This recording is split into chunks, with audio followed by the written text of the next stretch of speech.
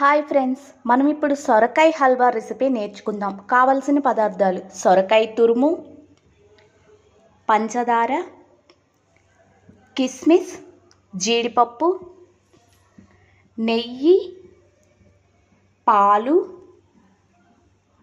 Food colour. ముందుగా stove మీద కళాయి పెట్టి నెయ్యి వడ్డించుకోవాలి. తర్వాత డ్రై ఫ్రూట్స్ వేసి వేయించుకోవాలి.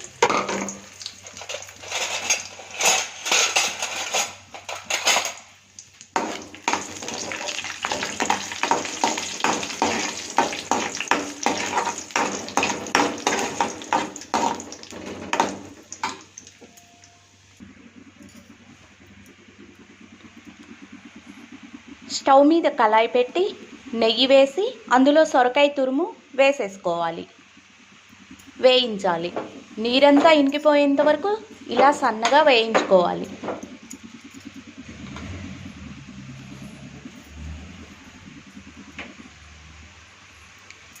ఈలోగా ఇంకో స్టవ్ మీద కళాయి పెట్టి అందులో పాలు పోసుకోవాలి.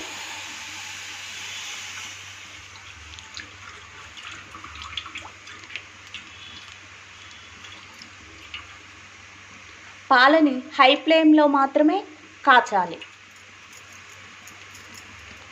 పాలు దగ్గర పడి కోవాలా వచ్చేంత వరకు కాచుతూనే ఉండాలి.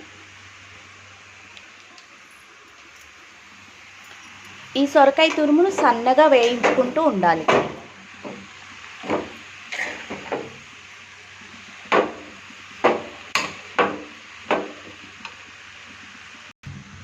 అంటే సొరకాయ తురుములోని నీరంతా ఇనికిపోయి పచ్చి వాసన పోయేంత వరకు వేయించుకోవాలి. ఇందులో ఇలాచీ పౌడర్ వేసుకోవాలి.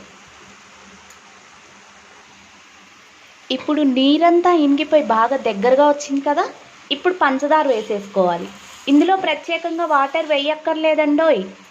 ఇందులో ఉన్న వాటర్ సరిపోతుంది, సొరకాయలో ఉన్న వాటర్ సరిపోతుంది.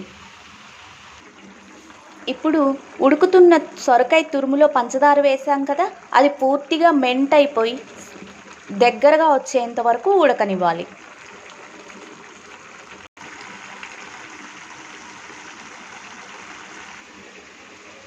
ఇప్పుడు క్రీమీగా దగ్గరగా వచ్చిన పాలని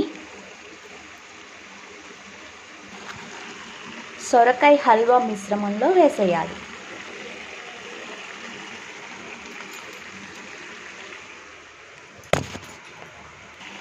ఇప్పుడు చిటికెడు ఫుడ్ కలర్ వేయాలి.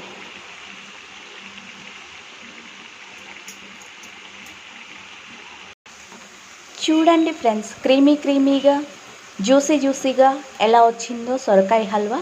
ఇప్పుడు గిన్నెలోకి సర్వ్ చేసుకోవడమే. ఇప్పుడు డ్రై ఫ్రూట్స్ చక్కగా అలంకరించుకోవాలి.